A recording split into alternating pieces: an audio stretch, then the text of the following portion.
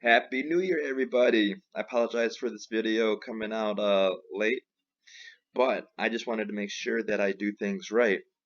Alright, so with this new year coming out, just wanted to let you guys know on what I'm working on.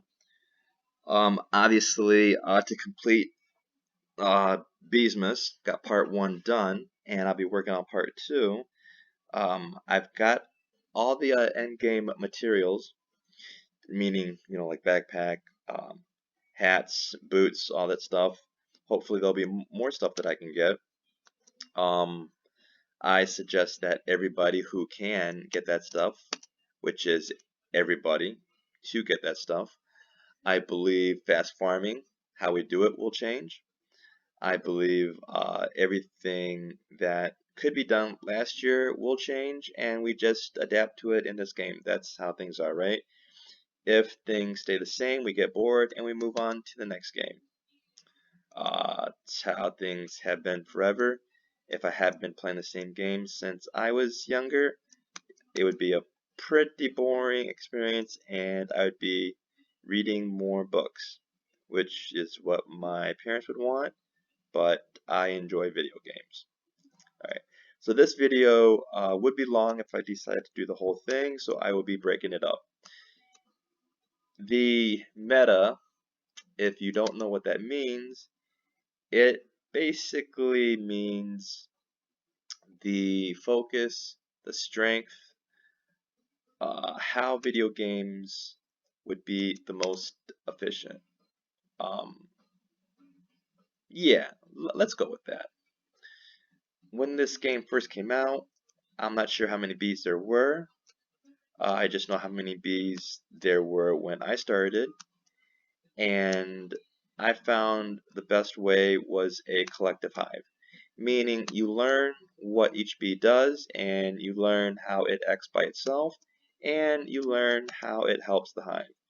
And it almost seemed like every bee in there helped the hive except for the mythic bees, and the mythic bees came out great.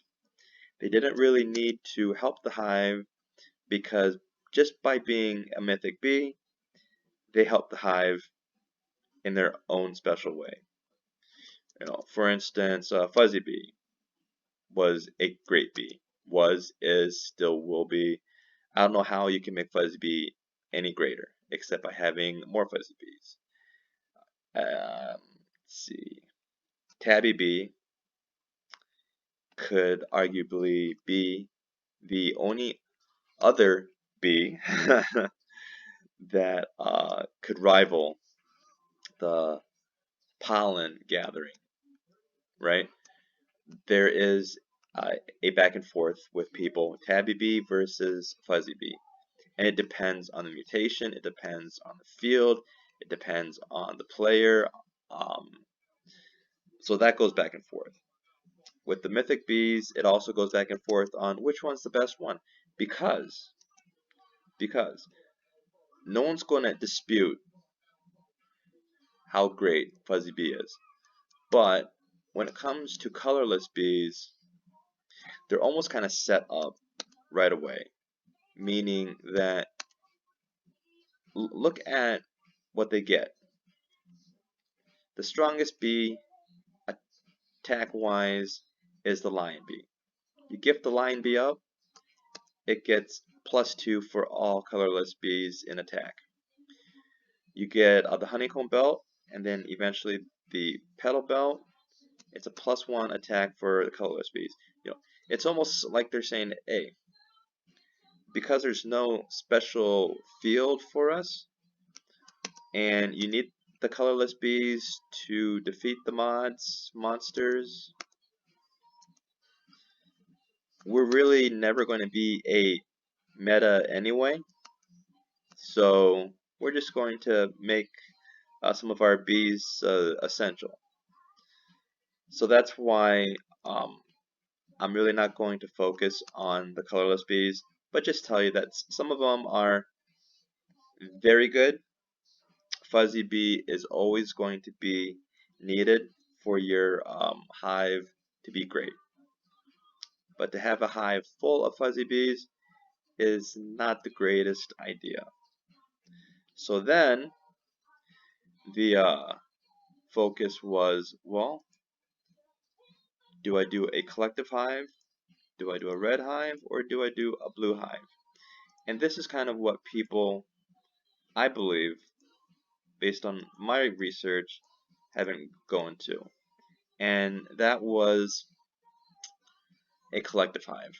Because most bees help out the hive in some way. And the more level they are, the better they get.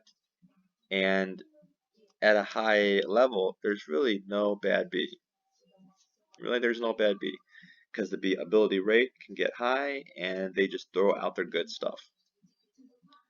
Right? And if you want some more mythic bees, yeah, there's some collective bees that you don't really need. And you just toss them to the side and you put a mythic bee in there. Now, here's the thing though. When you start thinking about, okay, I want a red hive, you have to start thinking, well, what red bees am I really thinking about? You need to keep some colorless bees. You need to keep some blue bees because of the bucko quest, right? You're going to need some blue boosts, some blue bombs. You're going to need to think of the some of the things that are going to help your field when it comes to like pollinating the blue fields, and also in completing the blue quest. And that's really not that hard. You know, you could be very minimalistic and say, well, I've got vicious bees, so that helps with part of it. With blue boost, there's some bees that I can have, and that'll help part of it. So red hives were quite popular, and still are. But here's the thing with red hives, is you would think that the top tier of red hives would be the spicy bee, but that's not true. Spicy bee is a good farmer, but it's never going to be in the top three. In the top three, it's always going to be a talk between Photon, Fuzzy, and Tabby. Photon because of instant conversion, okay, and the fact that it can gather like a lot too. Fuzzy and Tabby because they can gather quite a bit, and you can mutate them and you can make them great. Spicy bee, it can gather a lot. It can be from good to great, but it's never going to be a great gatherer, right? And it doesn't have that much energy. What it does, though, is it takes the flames and it makes the flames great. And it's the only bee that can do that. It's the only bee that can summon other bees. So it has like special skills that are like really good. And then if you have a lot of them, you can almost always guarantee that you're going to have great flames. And it makes the demon mask very good. But its base attack is 5. The demon mask's base attack is going to amplify that, but it's not based off of the spicy bee. It's actually based off of the demon bee, right? Because the demon bee's base attack is like 6. It's not the strongest bee, but it's the strongest red bee. So without the demon bee, the spicy bee would be kind of worthless. Now it has its own fire summoning, but nothing as great as a demon bee. So you can have a lot of spicy bees, and if you're okay with what it does, and then you have the demon mask on, and you want the boost in the flames just to go to the demon mask, then you really don't need demon bees. But I would still want demon bees because of their higher base attack. Now you look at the new meta. The new meta may make farming different. There may be a new blue field. There may be different types of attack, and you then look at the demon mask and say, you know what? The demon mask doesn't just boost the attack of red bees, specifically like the fire mask, it gives a percentage of the attack. Other than the lion bee, what would be the second biggest attack bee? And surprisingly, I would say this is really going to blow your mind. It's really going to blow your mind. This bee right here, tadpole bee. And the reason is because, and I'm just going to pull up mine. It's this right here. This is from level 14. The mutation has nothing to do with this, but it's a level 9 when it brings out the frog, because it does times 10 this, and it's out there 2 seconds per level. So for 10, that's 20, 2, 4, 6, 8, so 28 seconds just on the levels, plus 20 seconds base, so that's 48 seconds. That's almost a minute every time you hit the token. As it jumps, it has a bubble. The bubble gathers pollen from 29 flowers, and it also pollinates, right? It increases its amount of pollen that it gets based on gifted blue bees. What it collects is 3 red, 5 white, 10 blue. Flames almost do the same thing, so I really don't compare that. What I look at is the fact that with flames, there's a you kind of have to match the two. You have the bee, and then you have the boost. And if you can get those two, it's going to be the same as having the frog out there. And getting the frog out there is pretty easy, you know, because it's just a token, really the only token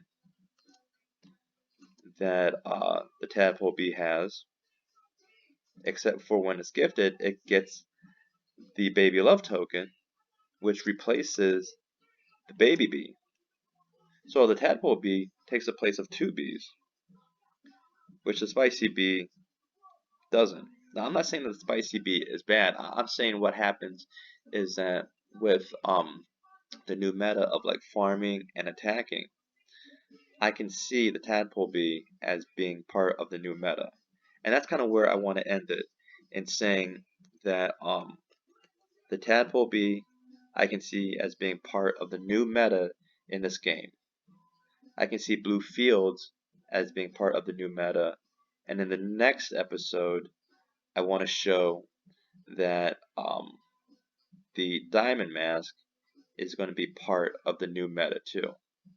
People with red hives are definitely going to benefit from their red hives, but also individuals who want to be part of the new meta, which is what I'm going to do, and I'm going to talk about how I'm going to do a change in my hive, and that's going to take some time, but I'm going to do it.